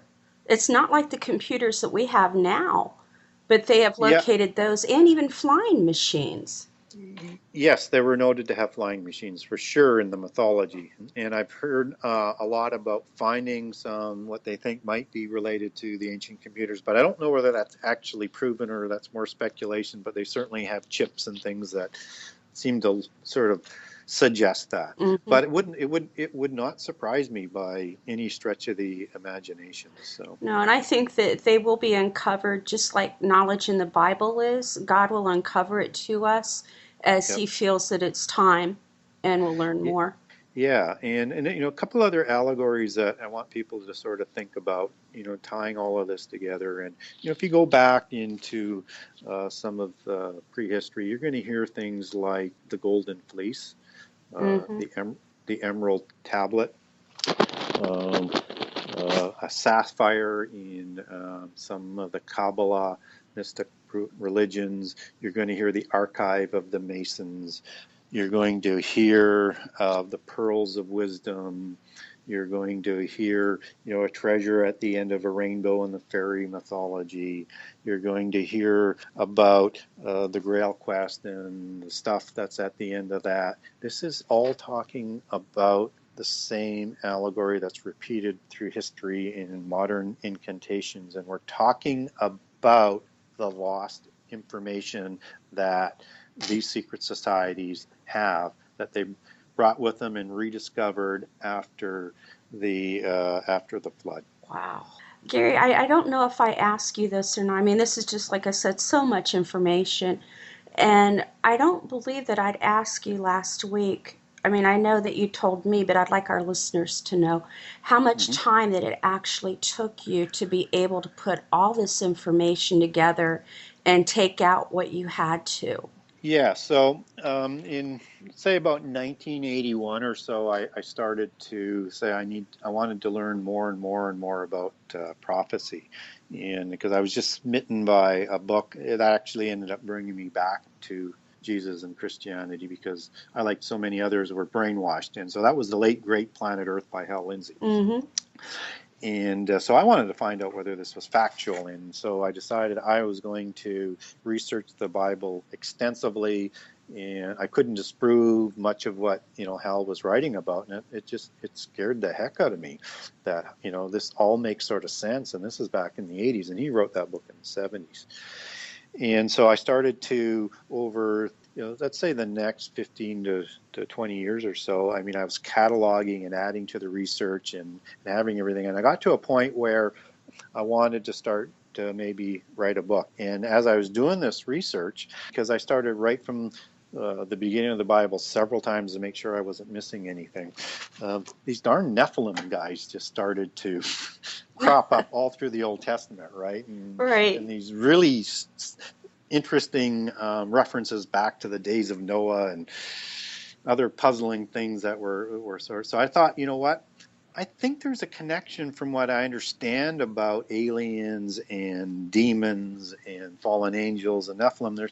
There's a connection here. I don't really understand that. So maybe I'll write my first book. That's going to be the shortest book I'm ever going to write and be the fastest book I can ever write. I'll just do a short book on the Nephilim. Well, 10 years later, I was still writing the book, and it was time to sort of shut it down because I could be researching forever on this. Because every time I asked another question or found some more information, it just opened up several more doors. So all in all, I mean, you can look at close to 30 years worth of writing and research to get it done.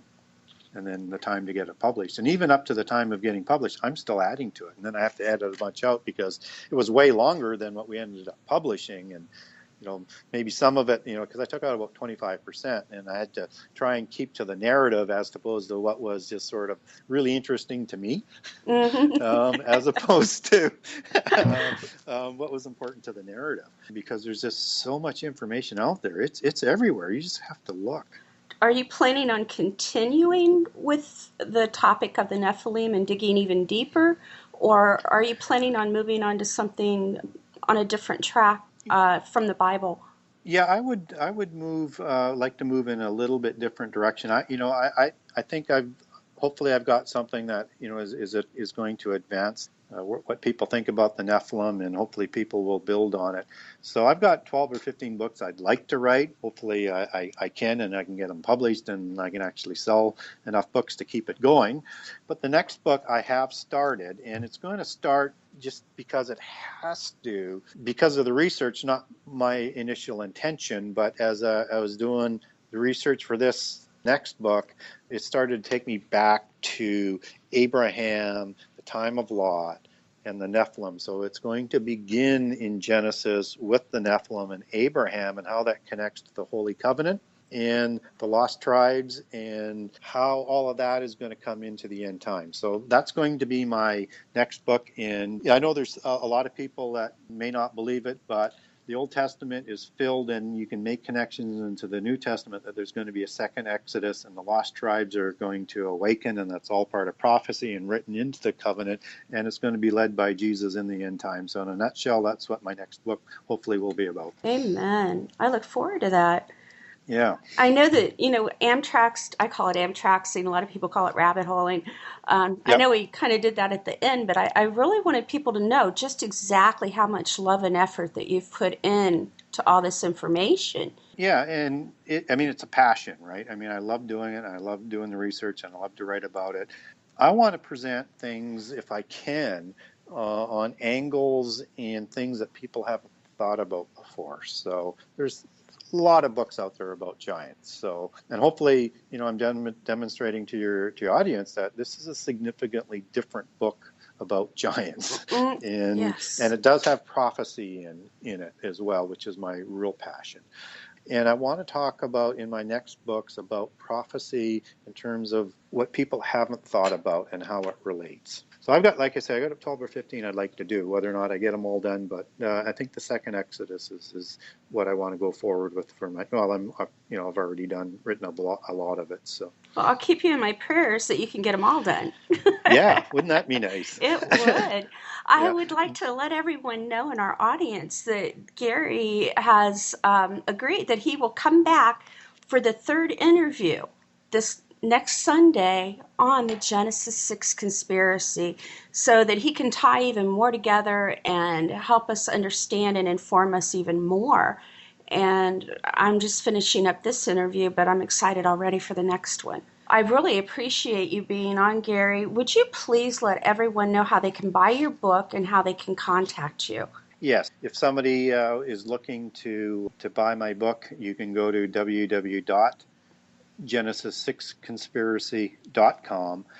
You can buy an autographed or a personalized version if you're looking to give it as a gift right off the website. And you also have connections there to Amazon.com and to BarnesandNoble.com, and also a direct link if you want a Kindle version or Kindle format. So it's available throughout the world on Amazon, on the various, whether it's Amazon.ca in Canada or Amazon.uk, all the Amazon sites around the world, BarnesandNoble.com, obviously, most online book distributors. And if you did want to buy it from your local Christian bookstore, Send the Light Distribution distributes the book in paperback to the stores. If they don't have it, they can certainly get it and order it from Send the Light Distribution. And if they want to contact me, I am on Facebook. Just look for Genesis 6 Conspiracy or Gary Wayne. And my email is garywayne@shaw.ca. So all sorts of ways to get a hold of me. And I'm also on Twitter. And again, just look for Gary Wayne and or Genesis 6 Conspiracy, and you're going to find me. Wonderful. Thank you, Gary. I would like to go ahead and say tonight's closing prayer. Are we ready, Gary? I am. Okay. Dear Heavenly Father, thank you for being with us tonight, and thank you for having Gary here and sharing his book with us that glorifies your word, Lord. And I would like to thank all of our listeners that tuned in. Please bless all of them with the knowledge that they have heard tonight to help them understand, because I know that it opened my eyes to a lot of information that I had questions on before. And I thank you so much, Lord, for doing that for me and for our guests. Please bless Gary and our listeners as they go through this week, Lord. Please rain blessings down upon them and keep that hedge of protection around them so that no evil or harm may come to them. I thank you, Lord, in Jesus' holy and mighty name. Amen. Well, Amen. Thank you, everyone, for tuning in. That's going to be it for tonight, and I'll see you next week. Good night, everyone.